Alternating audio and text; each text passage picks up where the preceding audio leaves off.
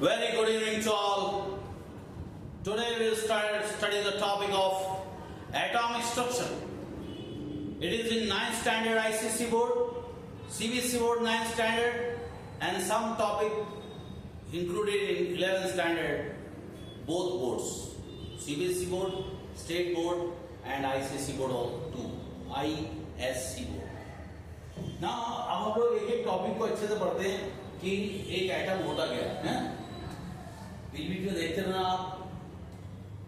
एक एटम के अंदर जो सेंट्रल पार्ट होता है ये होता है न्यूक्लियस।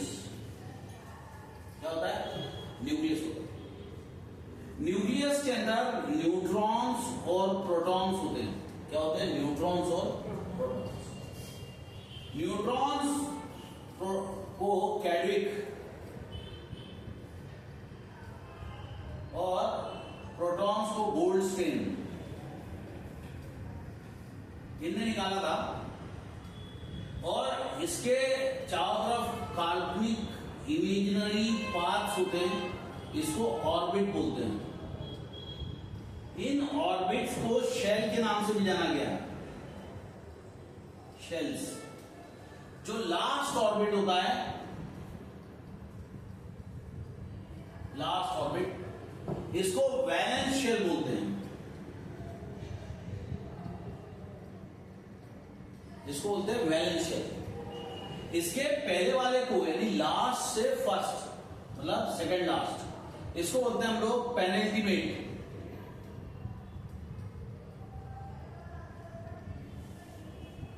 पेनल्टीमेट शेल होता है ये, और ये पॉजिटिवली चार्ज होता है और ये extra nuclear part negatively charge होता है due to presence of electron. Atom पूरी तरह से, ये एक्चुअली एटोमोस शब्द से बना है जिसका होता है इनविजिबल। इनविजिबल शब्द से इसका नाम बना है एटोमोस, जिसको आप डिवाइड नहीं कर सकते, तोड़ नहीं सकते, ऐसा बोला गया है डाल्टन। वैसे तो एटम फोड़ देते हैं, उसके अंदर न्यूक्लियस फोड़ देते हैं, न्यूक्लियस के अंदर सब एटॉमिक पार्टिकल को फोड़ देते हैं, समझिए। लेकिन तब तक ऐसा माना जाता था कि एटम इनडिविजुअल पार्टिकल है। एटम पूरी तरह से न्यूट्रल होता है। क्या होता है? न्यूट्रल। क्यों न्यूट्रल होता है? क्योंकि जितने प्रोटॉन्स होते हैं उसके अंदर उतने ही इलेक्ट्रॉन्स होते हैं, और दोनों के चार्ज का मैग्नीट्यूड सेम होता है 1.6 इंटू 10⁻⁹ कूलम। प्लस में होता है प्रोटॉन में और माइनस में होता है इलेक्ट्रॉन में। मान लो सोडियम को आप देखते हो, सोडियम को या हीलियम को या क्लोरीन को देखते हो आप, तो सोडियम के अंदर 11 एटॉमिक नंबर होता है। एटॉमिक नंबर को किससे रिप्रेजेंट करते हैं? Z से। एटॉमिक नंबर को किससे रिप्रेजेंट करते हैं? Z से। और ये होता है number of protons. Number of protons. एक और चीज आप बोल सकते हो, it is equal to number of electron in neutral atom. Neutral atom में जितने इलेक्ट्रॉनों की संख्या होती है वो भी एटॉमिक नंबर ही होता है। लेकिन एटॉमिक नंबर जो होता है उसकी कैरेक्टरिस्टिक मेन प्रॉपर्टी होती है प्रोटॉन्स। तो कितने प्रोटॉन्स होते हैं सोडियम में? 11 प्रोटॉन्स, समझ। लेकिन एटॉमिक वेट इसको बोलते हैं ए। किससे रिप्रेजेंट करते हैं? ए से रिप्रेजेंट करते हैं। ये होते हैं न्यूट्रॉन प्लस प्रोटॉन, यानी वेट ऑफ न्यूक्लियस।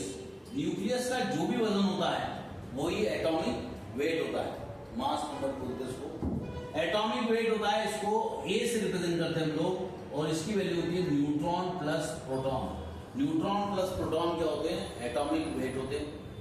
कोई भी एलिमेंट आप एक्स एलिमेंट लिख देते हैं, क्या लिखते हैं? X element. यहां पर जो लिखा रहेगा वो एटॉमिक नंबर रहेगा, और यहां पर जो लिखा रहेगा एटॉमिक वेट लिखा रहेगा। एटॉमिक नंबर इसका लिख देंगे 11 और ऊपर लिख देंगे 23। तो आपको कोई पूछेगा कि कौन सा एलिमेंट है, तो उसकी पहचान होती है एटॉमिक नंबर से। एटॉमिक नंबर कितना है? 11 है, मतलब सोडियम है। तो ये क्या हो गया? सोडियम। कौन सा एलिमेंट हो गया? सोडियम। 11 यहां लिख दो और 23 यहां लिख दो। और 23 क्या होता है? Atomic weight. अगर कोई पूछेगा कि सोडियम में कितने न्यूट्रॉन है, तो आप क्या करो? इन दोनों को माइनस कर दो। क्या कर दो? माइनस कर दो। जब माइनस करोगे तो आपका 12 प्रोटॉन्स मिलेगा। तो 12 प्रोटॉन रहते हैं 12 न्यूट्रॉन, गलत होगी बेटा, गलती होगी, 12 न्यूट्रॉन निकलेंगे और 11 प्रोटॉन्स होंगे। 12 और 11 को ऐड करोगे 23 आपका आंसर है। इसी तरह से क्लोरीन को देखेंगे तो क्लोरीन का एटॉमिक नंबर हो जाएगा 17 और एटॉमिक वेट हो जाएगा 37.5 होता है, हम 37 ले लेते हैं, समझ गए। तो आप जब इसको माइनस करोगे तो 17 ही इसके अंदर क्या रहेंगे, प्रोटॉन, और 37 माइनस 17 कर दो, जो बचेगा वो रहेगा न्यूट्रॉन। तो न्यूट्रॉन हमेशा क्या करते हैं, एटॉमिक वेट में से प्रोटॉन को माइनस कर दो या न्यूट्रल एटम के इलेक्ट्रॉन को माइनस कर दो, तो वो जो भी आंसर मिलेगा वो ही उसका न्यूट्रॉन होगा, समझ गए। तो इस हीलियम में क्या होगा, 2He4, 2He4, यहाँ रहेगा 11 और ये 23, यहाँ पर रहेगा 37 और यहाँ रहेगा क्या रहेगा 17, है ना। तो ये एक तरीका होता है एटॉमिक स्ट्रक्चर का। तो डाल्टन बोलता है कि सबसे स्टार्टिंग पार्टिकल जो फंडामेंटल पार्टिकल है वो है एटम, आई समझ। और एटम सबसे छोटा होता है, एटम के अंदर हेवीएस्ट पार्ट न्यूक्लियस होता है। अगर हम कल्पना करें तो एटम का जो साइज होता है एटम का वो 1 एंगस्ट्रॉम होता है। क्या होता है, एंगस्ट्रॉम, 1 एंगस्ट्रॉम होता है, उसको 8 डिग्री लिखते हैं, 1 डिग्री, ये क्या हो गया 1 एंगस्ट्रॉम। इसको मीटर में कन्वर्ट करने के लिए 10⁻⁻10 मीटर लिखना पड़ेगा। जैसे 2 एंगस्ट्रॉम है तो क्या है 2 एंगस्ट्रॉम, 2 × 10⁻10 मीटर, समझ। तो ज्यादातर वेवलेंथ दी रहती है, वेवलेंथ का आईडी दी रहती है 4700 एंगस्ट्रॉम। तो उसको मीटर में कन्वर्ट करने के लिए क्या करना, 4700 को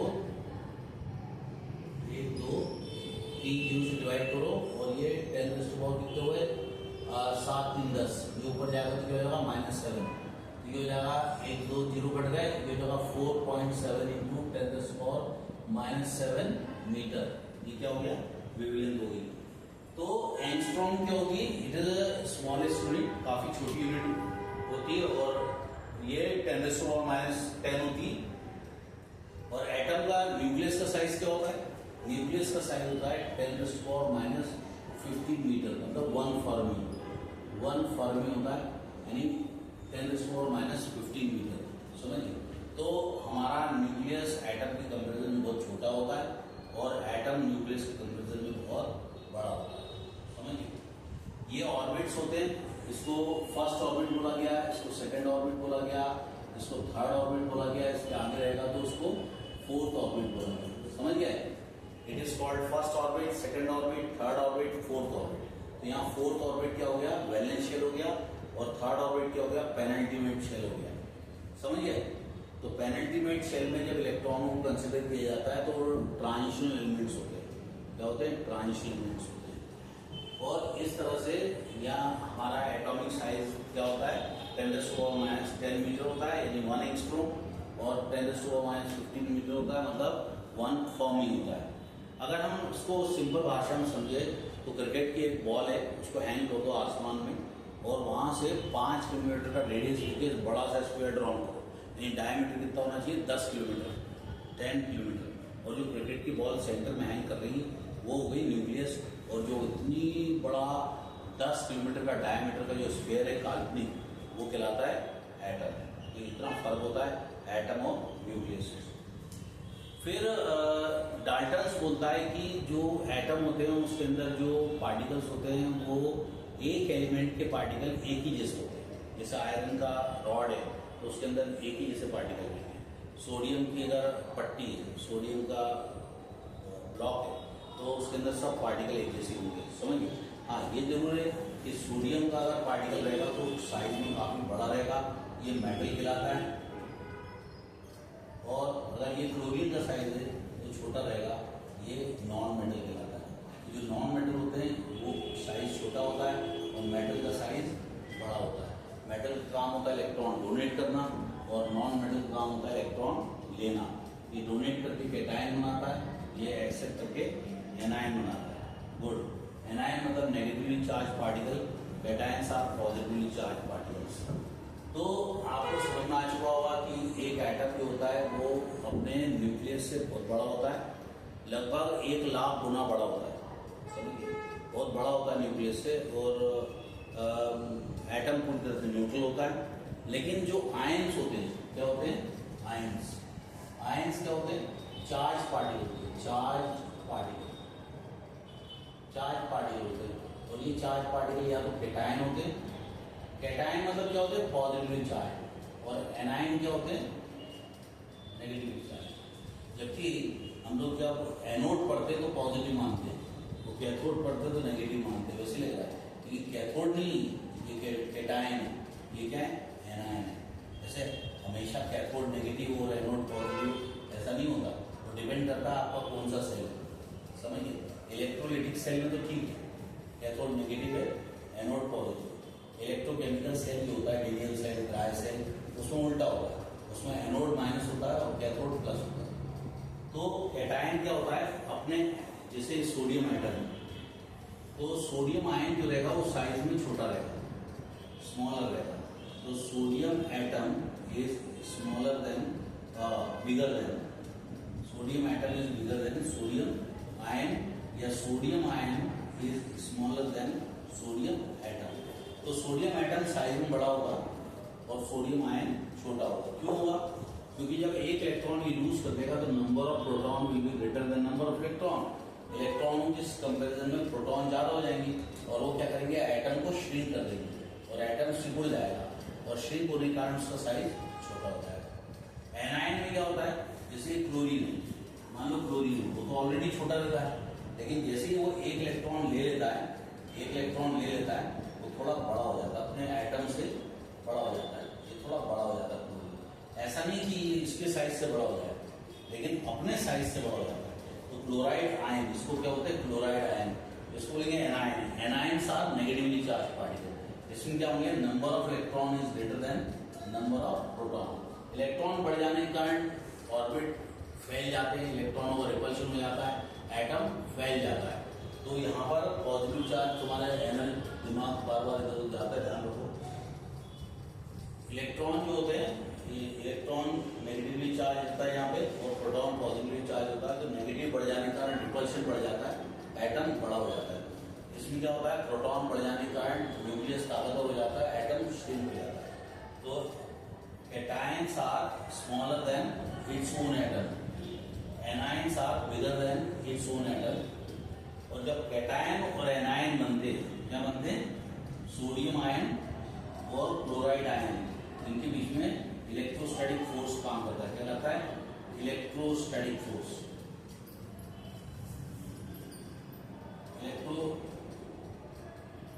इलेक्ट्रोस्टैटिक फोर्स काम करता है और ये इलेक्ट्रोस्टैटिक फोर्स कंपाउंड को होल्ड कर रखता है, समझिए। तो when there is a complete transfer of electron, वैसे मैंने एक बुक में पढ़ा था, उसमें पेयर भी लिखा था, रॉन्ग लिखो। पेयर होता है कोऑर्डिनेट बॉन्ड के लिए, समझिए। तो complete transfer of electron takes place between the two atoms, समझिए। तो जो एक मेटल रहेगा और एक नॉन मेटल रहेगा, एक मेटल रहेगा और एक नॉन मेटल। तो जब वो पीरियोडिक टेबल बनाते हैं तो ऐसा बनता है, ऐसा बनता है हमारा पीरियोडिक।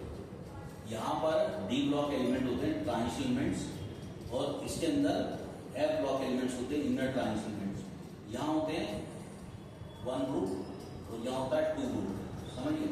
तो ये फर्स्ट ग्रुप जो होता है वो हाइड्रोजन की फैमिली, 2 ग्रुप जो है वो बेरिलियम की फैमिली है। फिर यहाँ से 3 ग्रुप चालू होता है, जिसको 13 ग्रुप भी बोलते हैं, क्योंकि 10 एलिमेंट बीच में आ जाते हैं। ये 13 ग्रुप होगा, 13, 14, 15, 16, 17, 18। 18 ग्रुप को 8 ग्रुप भी बोलते हैं। क्या बोलते हैं? 8 ग्रुप बोलते हैं। ये 8 ग्रुप, 18 क्या होता है? 8 ग्रुप होता है। लास्ट वाला क्या होता है? 8 ग्रुप होता है। और ये 8 ग्रुप जो होता है, ये इनर्ट गैसेस होती हैं, hydrogen, lithium, sodium, potassium, hydrogen क्या बोल गया है, helium, neon, argon, krypton, xenon, radon, ये जो होते हैं ये इनर्ट गैसेस होती हैं। इनको नोबल गैसेस बोलते हैं, ये किसी के साथ रिएक्ट नहीं करती। तो डाल्टन की थ्योरी यही थी कि डाल्टन बोलता है कि जो एटम होते हैं वो अपने एक जैसे एलिमेंट के एक जैसे एटम होते हैं, डिफरेंट डिफरेंट एलिमेंट के जब एटम कंबाइन करते हैं तो कंपाउंड का निर्माण करते हैं। लेकिन बाद में थ्योरी थोड़ी एडवांस हुई, बोलते हैं कि जैसे NO2 एक नाइट्रोजन है और ऑक्सीजन, इनका रेशियो फिक्स है, नाइट्रोजन 1 हो गया और ऑक्सीजन 2 हो गया, तो रेशियो क्या हो गया 1:2। तो जब एलिमेंट्स के एटम्स जो होते हैं उनका रेशियो फिक्स हो जाए और अलग अलग एलिमेंट हो तो क्या बनाते हैं, कंपाउंड बनाते हैं। लेकिन जो छोटे से छोटा फॉर्म होता है कंपाउंड का, उसको भी उन लोग मॉलिक्यूल बोलने लगे। पहले क्या होता था N2Cl2 Br2, समझिए इन्हीं को मॉलिक्यूल बोलते थे। लेकिन अब क्या है NO2 H2O NO CO2 CO CO, ये सब क्या है मॉलिक्यूल है। O3 ये सब क्या है मॉलिक्यूल है। तो O2 Cl2 Br2 N2 ये सब क्या है मॉलिक्यूल है। तो मॉलिक्यूल कौन बनाते हैं, नॉन मेटल्स। मेटल कभी मॉलिक्यूल नहीं बनाते। जैसे सोडियम है तो अकेले लिखा रहेगा Na, पोटेशियम है K लिखा रहेगा, आयरन है Fe लिखा रहेगा, सिल्वर है Ag लिखा रहेगा, गोल्ड है Au लिखा रहेगा, टंगस्टन है W लिखा रहेगा, टंगस्टन को W। इतना आया समझ में आपको। अब हम लोग एक चीज पढ़ने जाते हैं,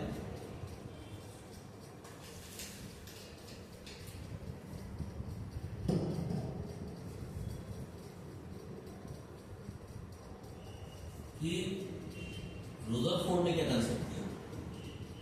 रुदरफोर्ड बोलता है न्यूक्लियस एटम के कंपैरिजन बहुत छोटा है और एटम न्यूक्लियस से बहुत बड़ा है। पहला पूरा का पूरा एटम खाली है, वैकेंट, एम्प्टी। अब सोचो ना, अगर एक क्रिकेट की बॉल है, वहां से 100 metre 200 metre 500 metre 1 kilometre 1.5 kilometre 2 kilometre 3 kilometre पे एक इलेक्ट्रॉन है, इतना खाली पड़ा हुआ है। तो एटम जो होता है वो उसका सेंट्रल पार्ट हेवीएस्ट पार्ट होता है और एक्स्ट्रा न्यूक्लियर पार्ट जो होता है वो इमेजिनरी इलेक्ट्रॉन्स होते हैं, जो इमेजिनरी पार्ट में होते हैं, जिसके होते हैं ऑर्बिट। उसको एनर्जी लेवल बोला गया, समझिए। जब अल्फा पार्टिकल्स मारे गए तो अल्फा पार्टिकल्स क्या होते थे, हीलियम न्यूक्लियस।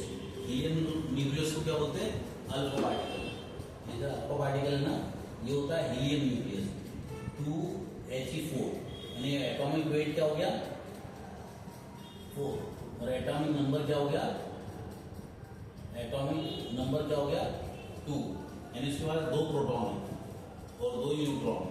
इसके पास क्या है, 2 प्रोटॉन और 2 न्यूट्रॉन, समझिए। तो हीलियम जो होता है अल्फा पार्टिकल, ये काफी भारी होता है, हल्का नहीं होता। 2 प्रोटॉन है उसके अंदर और 2 न्यूट्रॉन भी तो है। प्रोटॉन है मतलब न्यूट्रल है, न्यूट्रॉन क्या होते हैं, न्यूट्रल होते हैं, और प्रोटॉन क्या होते हैं, पॉजिटिवली चार्ज होते हैं। इलेक्ट्रॉन क्या होते हैं, नेगेटिवली चार्ज होते हैं। इलेक्ट्रॉनों का मास तो नेग्लिजिबल है, इलेक्ट्रॉन का मास नेग्लिजिबल होता है।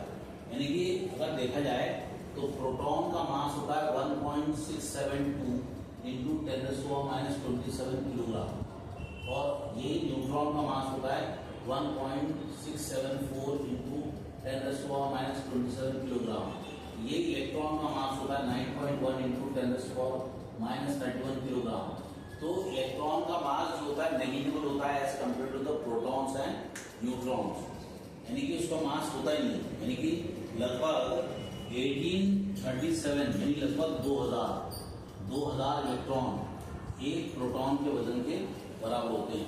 यानी वेइंग पैन रखोगे, वेइंग पैन तोलने वाली मशीन, तो एक जगह पे एक प्रोटॉन रखा तो यहाँ पे लगभग 1837 या 1815 इलेक्ट्रॉन रखने पड़ेंगे, लगभग 1850 इलेक्ट्रॉन रखने पड़ेंगे, यानी 2000 इलेक्ट्रॉन के पास तब जाके दोनों बराबर होंगे।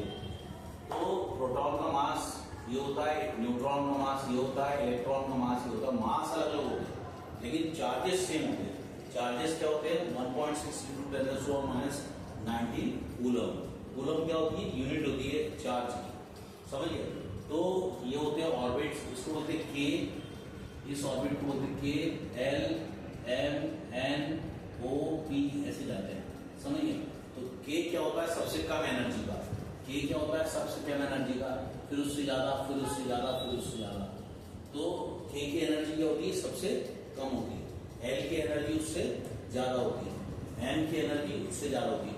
जैसे जैसे न्यूक्लियस से दूरी बढ़ती है, न्यूक्लियस से डिस्टेंस बढ़ता है, ऑर्बिट की एनर्जी बढ़ती है, इलेक्ट्रॉन की एनर्जी बढ़ती है, और जब इलेक्ट्रॉन की एनर्जी बढ़ेगी तो वो बॉन्डिंग बनाएगा। तो हमारा रदरफोर्ड ये होता है कि अल्फा पार्टिकल मारे गए, तो जब अल्फा पार्टिकल मारे गए तो उन्होंने क्या गोल्ड फॉइल ली। गोल्ड फॉइल लेने का फायदा क्या था कि 79 उसका एटॉमिक नंबर था, इसका गोल्ड था। अब 79 उसके अंदर क्या आ गए? प्रोटॉन्स आ गए, और न्यूट्रॉन्स ज्यादा। गोल्ड का एटॉमिक वेट क्या है? 79 का डबल कर दो और कुछ और जोड़ दो, तब होता होगा उतना, समझिए। यानी कि जितने प्रोटॉन है उतने न्यूट्रॉन भी रहेंगे, ज्यादा रहेंगे, समझिए।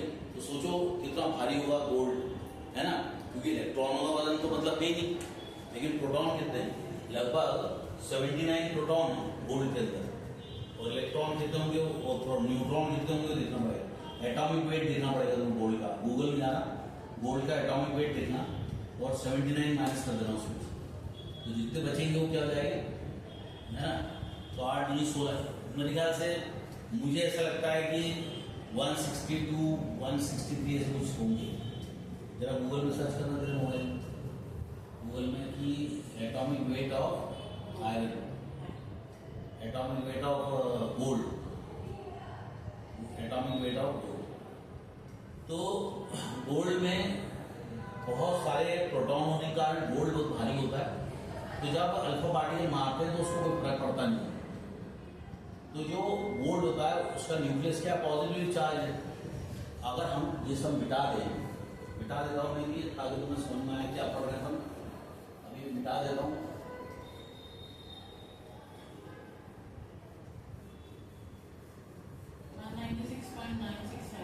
माइनस कर दो 79 माइनस कर दो उसमें से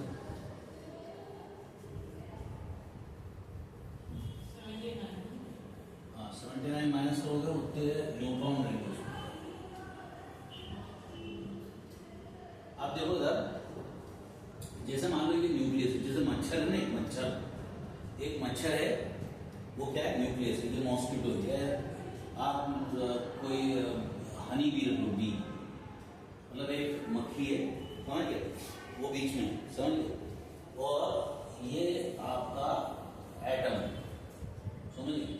तो जब आप बहुत दूर से, इससे बड़ा हो तो छोटा, मतलब ये दीवार, तो दीवार बनानी है, तो इससे बड़ा, समझिए, इतना बड़ा एटम है, तो ज्यादा से ज्यादा अल्फा पार्टिकल सीधे निकल गए ना, सीधे निकल गए, क्योंकि इसकी फील्ड तो बहुत छोटी है, इसकी फील्ड तो सिर्फ इतनी है। तो जो इसके फील्ड के पास आएगा वो ज्यादा एंगल में टर्न हो जाएगा, और जो इसके फील्ड से दूर जाएगा वो सीधे, और बहुत ही कम अल्फा पार्टिकल सीधे आएंगे। इसका मतलब एटम पूरा का पूरा खाली है, और एटम के अंदर जो इलेक्ट्रॉन है वो नेगेटिवली चार्ज है, और पॉजिटिवली चार्ज पार्ट जो सेंटर में, और वो हैवीएस्ट पार्ट है क्योंकि हिलता नहीं है अल्फा पार्टिकल से, हैवीएस्ट पार्ट है, और वो सेंट्रल पार्ट है, और वो हैवीएस्ट पार्ट है, पॉजिटिवली चार्ज है, उसके चारों तरफ इलेक्ट्रॉन गोल गोल घूम रहे हैं। और ये प्लैनेटरी मॉडल जैसा है, प्लैनेटरी मॉडल, यानी जैसे प्लैनेट्स होते हैं ना, मतलब अर्थ, मून, बहुत सारा गैप होता है बीच में, उसी तरह से ये प्लैनेटरी मॉडल है। और जैसे जैसे न्यूक्लियस से दूरी बढ़ती जाती है, आप उसके न्यूक्लियस के पास वाले को K मान सकते हो, L मान सकते हो, आगे बढ़ सकते हो। तो रदरफोर्ड की कुछ ड्रॉबैक्स है। कोई भी इलेक्ट्रॉन अगर गोल घूमेगा तो वो एक्सेलरेटेड होगा, और accelerated charge particle electromagnetic waves देता है, यानी कि कोई एनर्जी बाहर छोड़ता है। अगर वो एनर्जी बाहर छोड़ेगा तो उसकी एनर्जी कम होगी, अगर एनर्जी कम होगी तो न्यूक्लियस के करीब जाएगा, और स्पाइरल पाथ अचीव करके, जैसे इलेक्ट्रॉन घूम रहा है, स्पाइरल पाथ अचीव करके वो न्यूक्लियस में चले जाएगा, and atom will collapse. But it is contradictory to the fact that the atom has more stable structure. Atom का स्ट्रक्चर बहुत स्टेबल है। दूसरी बात, अगर इलेक्ट्रॉन अपने ऑर्बिट को छोड़ के ऊपर जाएंगे और नीचे आते तब वो स्पेक्ट्रम बनाते, लेकिन अगर यहाँ पर जब इलेक्ट्रॉन था तो उसकी एनर्जी अलग थी, यहाँ पे इलेक्ट्रॉन तो एनर्जी, यहाँ पे इलेक्ट्रॉन तो अलग एनर्जी, तो अलग अलग एनर्जी रहेगी, तो उसका जो स्पेक्ट्रम है वो डिस्टर्ब हो जाएगा, तो स्पेक्ट्रल लाइंस जो है वो भी डिस्टर्ब हो जाएगी। तो ये दो ड्रॉबैक्स थे रुदरफोर्ड के, वो तुम्हें पढ़ने पड़ेंगे।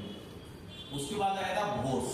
बोर्स बोलता है कि इलेक्ट्रॉन जो होते हैं वो अपने ऑर्बिट में गोल गोल घूमते रहते हैं और उनका ऑर्बिट फिक्स होता है, वो किसी भी प्रकार के कोई एनर्जी रेडिएशन एमिट नहीं करेंगे, वो एक स्टेशनरी ऑर्बिट में रहेंगे। दूसरी बात वो बोलता है कि जब भी किसी, ये तुम्हारे काम का नहीं लेकिन जो बड़े बच्चे उनके काम का, किसी भी इलेक्ट्रॉन का एंगुलर मोमेंटम nh/2π के बराबर रहेगा तो वो नॉन एनर्जी रेडिएटिंग इलेक्ट्रॉन होंगे। और कोई भी इलेक्ट्रॉन क्यों घूमता है, क्योंकि न्यूक्लियस में पॉजिटिव चार्ज होता है और इलेक्ट्रॉन में नेगेटिवली चार्ज होते हैं। तो ये गोल क्यों घूमता है, क्योंकि इसके ऊपर सेंट्रीपिटल फोर्स काम करता है और ये सेंट्रीपिटल फोर्स इसको गोल घूमने के लिए मजबूर कर देता है। तो mv²/r ये क्या हो गया, सेंट्रीपिटल फोर्स, और इन दोनों के बीच में जो फोर्स काम कर रहा है वो क्या है, इलेक्ट्रोस्टैटिक फोर्स, ke²/r²। ये फॉर्मूला लगा के हम लोग सॉल्व करते हैं। तो इलेक्ट्रॉन गोल गोल क्यों घूमते हैं, क्योंकि इलेक्ट्रोस्टैटिक फोर्स क्या करता है, सेंट्रीपिटल फोर्स का निर्माण करता है, जिसका इलेक्ट्रॉन गोल गोल घूमते हैं। तो ये फोर्स का पहला पॉइंट था कि इलेक्ट्रॉन गोल घूमते। दूसरा पॉइंट था कि वो किसी प्रकार की कोई एनर्जी एमिट नहीं करते। तीसरा पॉइंट था कि जब हीट के फॉर्म में, लाइट के फॉर्म में, किसी फॉर्म में एनर्जी मिलती है, इलेक्ट्रॉन हायर एनर्जी लेवल में जाते हैं और जब ग्राउंड लेवल में आते हैं सम रेडिएशन एमिट करते हैं, जो अलग अलग कलर के फॉर्म में, अलग अलग वेवलेंथ में दिखाई देती है, अलग अलग फ्रिक्वेंसी की रेंज में दिखाई देती है। तो ये था हमारा बोर्स, ये था हमारा, अच्छा बोर्स का एक और चीज है कि आप किस तरह से इलेक्ट्रॉनों को भरोगे। तो जो न्यूक्लियस के पास जो होता है, न्यूक्लियस के पास, ये न्यूक्लियस है, न्यूक्लियस के पास ये फर्स्ट ऑर्बिट हो गया, न्यूक्लियस के बाद ये सेकंड ऑर्बिट हो गया, न्यूक्लियस के बाद ये थर्ड ऑर्बिट हो गया, न्यूक्लियस के बाद ये फोर्थ ऑर्बिट हो गया, फिर न्यूक्लियस के बाद ये फिफ्थ ऑर्बिट हो गया, ये हो गया K L M N O और ये P आया समझ। तो जैसे जैसे आप न्यूक्लियस से दूरी बढ़ाते जाओगे आपकी एनर्जी कम होती जाएगी। तो K रहेगा, L M N O P ऐसा आपको देंगे। तो बोलेगा अगर K में 2 इलेक्ट्रॉन है और पूरे एटम में कोई इलेक्ट्रॉन नहीं है तो ये क्या हो जाएगा, हीलियम। क्या हो जाएगा, हीलियम। वो बोलेगा K में एक ही इलेक्ट्रॉन है और कोई नहीं है तो उसको आ जाएगा हाइड्रोजन। वो बोलेगा L में इतने इलेक्ट्रॉन है, M में इतने इलेक्ट्रॉन है, उसके हिसाब से आपको पता चलेगा। तो जो भी ऑर्बिट होता है, नंबर ऑफ ऑर्बिट है, number of orbit is group number. क्या होता है, ग्रुप नंबर। यानी कि मान लो ग्रुप नंबर 3 लिखा हुआ है, क्या लिखा हुआ है, 3। अगर ग्रुप 3 है इसका मतलब इसका वैलेंस इलेक्ट्रॉन थर्ड ऑर्बिट में। अगर कोई भी एलिमेंट ग्रुप 4 में है तो उसका वैलेंस इलेक्ट्रॉन फोर्थ ऑर्बिट। तो जो भी ग्रुप नंबर रहता है वो क्या होता है, वैलेंस इलेक्ट्रॉन रहता है। और ये होता है ग्रुप। वर्टिकल क्या होता है, ग्रुप, जो ग्रुप 1, ग्रुप 2, ग्रुप 3 पर। और हॉरिजॉन्टल क्या होता है, पीरियड। हॉरिजॉन्टल क्या होता है, पीरियड। और पीरियड क्या बताता है, पीरियड क्या बताता है, अरे यार क्या बता दिया तुमको, गलत बता दिया। वैलेंस इलेक्ट्रॉन में, वैलेंस ऑर्बिट में कितने इलेक्ट्रॉन है ये मान चल जाता है आपका ग्रुप नंबर से, कितने इलेक्ट्रॉन। और पीरियड से पता चलता है कौन सा ऑर्बिट है। जैसे थर्ड ग्रुप पीरियड है तो थर्ड ऑर्बिट, समझिए। यानी कि वैलेंस इलेक्ट्रॉन कहां पे, थर्ड ऑर्बिट। तो ये आपको पढ़ना पड़ेगा। जैसे सोडियम, सोडियम का जो पीरियड होता है वो थर्ड होता है, यानी ऑर्बिट क्या रहेगा, थर्ड। और ग्रुप कौन सा है, 1। ग्रुप क्या है, 1। तो 1 इलेक्ट्रॉन रहेगा थर्ड ऑर्बिट में, थर्ड ऑर्बिट में 1 इलेक्ट्रॉन रहेगा। तो ग्रुप नंबर क्या बताता है, वैलेंस इलेक्ट्रॉन। और पीरियड नंबर क्या बताता है, वैलेंस ऑर्बिट। समझिए, valence orbit, third orbit, fourth orbit, valence orbit. तो इस तरह से आपको भरते हैं और फॉर्मूला रहता है 2n²। ये n की वैल्यू 1 पुट करना, n की वैल्यू 2 पुट करना, n की वैल्यू 3 और n की वैल्यू 4। 1 पुट करिए इसका मतलब फर्स्ट ग्रुप है, 2 पुट करिए मतलब सेकंड ग्रुप है, सेकंड पीरियड है, सेकंड ऑर्बिट है, थर्ड ऑर्बिट, फोर्थ ऑर्बिट। चलो पहले वाले में पुट करते हैं। 2 × 1² करेंगे तो क्या होगा, 2। यहाँ पे 2 इलेक्ट्रॉन आएंगे। फिर 2² करेंगे, 2 या 4, 4 या 8, यहाँ पे 8 इलेक्ट्रॉन आएंगे। फिर 3 3 या 9 9 या 18, इसमें 18 इलेक्ट्रॉन आएंगे। फिर 4 4 या 16 16 या 32, इसमें 32 इलेक्ट्रॉन आएंगे। फिर 5 5 या 25 25 2 या 50, उसके अंदर 50 इलेक्ट्रॉन आएंगे। तो इस तरह से हमारे इलेक्ट्रॉन को भरा जाता है। तो आपको समझ में आया होगा कि डाल्टन ने क्या बनाया, बोर्स ने क्या किया, रदरफोर्ड ने क्या किया। एटम न्यूट्रल होता है, आयंस जो होते हैं चार्ज पार्टिकल्स होते हैं। अब दो है हमारे पास चीजें होती हैं, इलेक्ट्रोस्टैटिक फोर्स और कोवेलेंट बॉन्ड। तो ये सब बताऊंगा मैं तुमको। तो बाय बाय स्टूडेंट्स, फिर से अपन ज्वाइन करेंगे, काटो जरा।